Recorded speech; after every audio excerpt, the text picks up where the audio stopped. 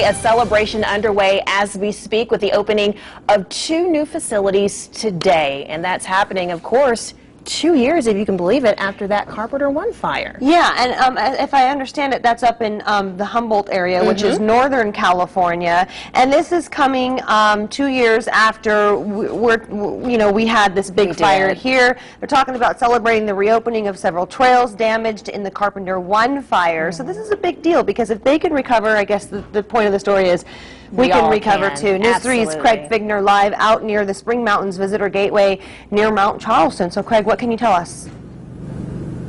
Well, first of all, much of the damage from that fire, Mother Nature took over and regrew as far as the plant life was concerned, so that was not as much of a problem for them. But this has been a project about 15 years in the making, they say. We had to travel down the hill a bit, a little tech talk for you just to get the signal live back to you for the News 3 live report at noon here. I wanted to show you a little bit of that snow at the top of the mountain. It's melting. There was a lot more of it when we first got here. Now to the Spring Mountains National Recreation Area. This is a site that is really in the shadow of Mount Charleston, about 128 acres in size. It is really just right along the Kyle Wash Canyon. A great place for escaping the city, for relaxing, for hiking. There are also many new camping areas that have been renovated, and there's also a memorial at this place which honors a formerly secret flight to Area 51. The plane and the crew,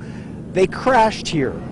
The men died in that crash. It's been about 15 years in planning to make this into what you are seeing today. It's a spiritual place, both for the memorial and for the native Naiubi or the Paiute tribes to come here and to be partners with the Forest Service. Back here live looking toward Mount Charleston and what little snow remains up there. You know, funny thing happens when the warmer weather arrives, like 99 degrees today, triple digits over the weekend.